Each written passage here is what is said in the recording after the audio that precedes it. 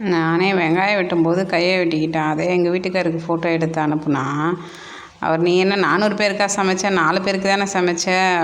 4 பேருக்கு சமைச்சேன்னு எனக்கு தெரியும். அந்த கத்திக்கு தெரியுமா நான் 4 பேருக்கு தான் சமைச்சிருக்கேன், இவங்க கையை வெட்டக்கூடாது" அப்படின்னு.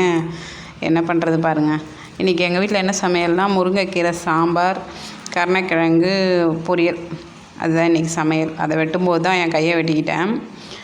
நான் வந்து இப்போ எதை பற்றி சொல்ல போகிறேன்னா, எனக்கு இந்த ஜென்ஸுங்க வந்து லேடிஸ்க்கு சேரீ கட்டி விடுறாங்கள்ல, அது வந்து கொஞ்சம் பார்க்கவே கஷ்டமாக இருக்குது. அதுவும் இல்லாமல் ஒரு அருவருப்பாக இருக்குது. அது தப்பாக என்னன்னு தெரியல நான் பேசுகிறது.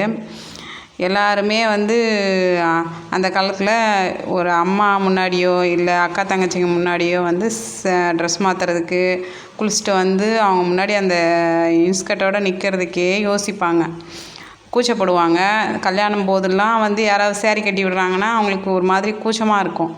ஆனால் இப்போ வந்து அப்படி கிடையாது. எல்லாருமே வந்து ஜென்ஸுங்க தான் வந்து லேடிஸ்க்கு சேரீ கட்டி விடுறாங்க. அவங்களும் அதை வீடியோ எடுத்து அப்லோட் பண்ணுறாங்க. எனக்கு அதை பார்க்கும்போது கொஞ்சம் கஷ்டமாக இருக்குது.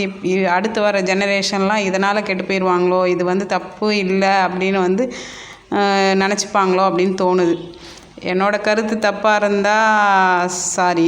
அப்புறம் என்னோடய விஷயம் என்னமோ அது கஷ்டமாக ஏஐ பற்றி சொல்லலான்னு நினைக்கிறேன். ஏஐ வந்த பிறகு அது வந்து நல்லதுக்காக தான் கண்டுபிடிச்சிருப்பாங்க.